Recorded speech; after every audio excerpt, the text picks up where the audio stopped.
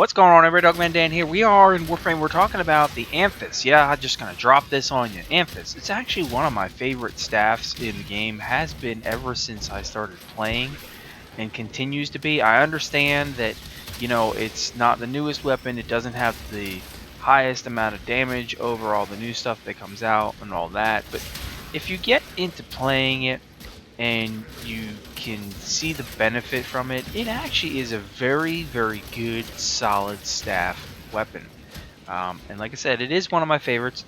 There's some definite advantages to it, and we're not talking about numbers in terms of, you know, physical damage numbers here. We're talking about what it can do and how well it can do it. I remember when they brought out the Grineer Manic, the first day they brought out the Grineer Manic, I went and tried to play every weapon I could against Grineer Manic right off the bat, and the first weapon that I was very successful with was the Amphis, and I could just pound through those Manics like they were nothing. But it's a weapon that I've always enjoyed. Not everybody's going to enjoy it. It's a mastery level 0 weapon. You're going to get it really quick when you start playing. When you're early in the game playing it, you have your bow, and then you move into the Amphis, and then most people just move on from that. A couple things. The Amphis is a requisite for the Sidon down the road, if you want to get the Sidon down the road. But if you play it, you may actually enjoy it, and if you just kind of put into it what works for it and works with your playstyle, I think you'll find that it can go pretty far with things. It is a impact damage weapon, and I know people will tell you impact damage sucks compared to all the other damage. Not necessarily. The stun effect that's caused by that impact damage is great, especially when it has a very good AoE attack range. It's relatively decent AoE attack range with that also drops an electricity AoE on top of it, and that can do pretty high damage as well.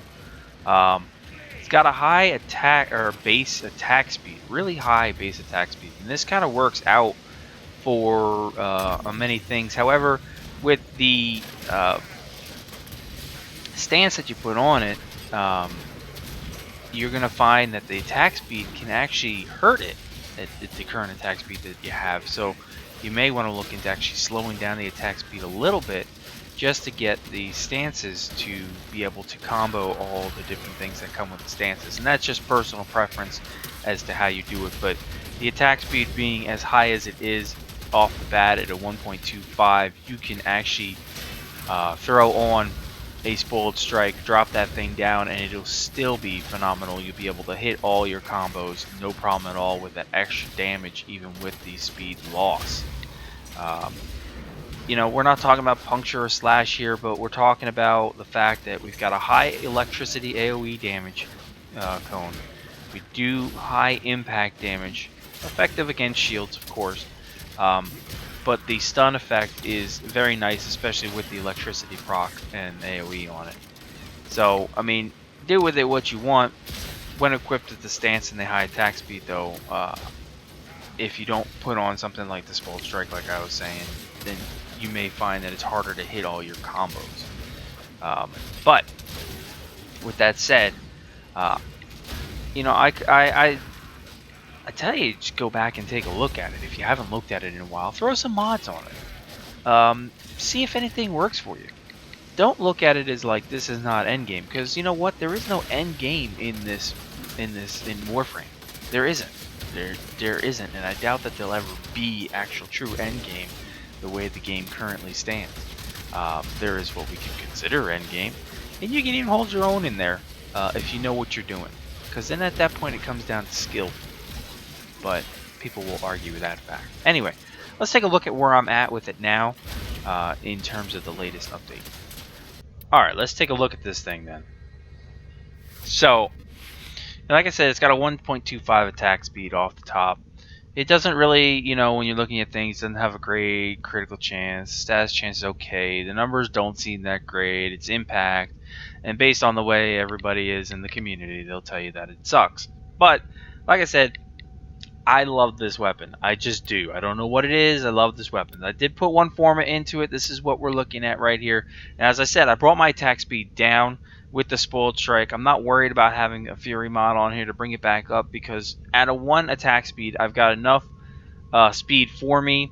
I'm able to hit all the combos in the Clashing Forest, no problem, and the thing does a lot of damage just the way that I've got it. You don't have to play it this way. You can choose to do whatever you want. If you want to put it to the side, put it to the side, but I think that you're actually going to be missing out on a weapon that is, you know, people tell you it's just not the best. I think sometimes we don't have, if we take a step back and don't look directly at the numbers and we look at what it can do, and I think you'd be impressed with it. But Clashing Forest, as you can see, I'm using Collision Force here because I have it, 120% extra impact. I like getting the extra impact damage. It's just me. You don't have to use it. You can use something else. Use a different elemental mod or something else in there if you want. I'm using the Prime Heavy Trauma. Don't know what that was. I was just trying to say there. Currently at 135% impact damage increase as well. Really bringing up that impact damage. It works with this for me anyway. Pressure point overall melee damage, Spoil Strike overall melee damage, bringing down the attack speed, but we can work our combos much easier at the slightly slower attack speed. I get it, all the numbers tell you opposite. The faster you go, the more damage you do, blah, blah, blah, blah, blah. We're not worried about that here. We're just trying to enjoy this and make it work. And then in terms of how I'm doing it for my elements, you see I've got Heat and I've got Corrosive, so Shocking Touch maxed out, Fever Strike maxed out, add a little extra with the Virulent Scourge or, the electricity one in here if you want. That's fine too.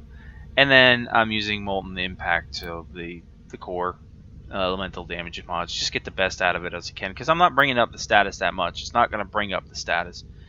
It'll proc, and our biggest thing here again is the electricity from the jump. So, Anyway, try it out.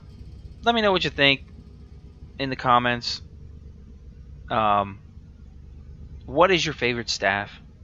Obviously, if we're not playing by the numbers, we're just playing based off of staffs, what you like the most. I'll catch you guys next time. Thanks for tuning in. See you soon.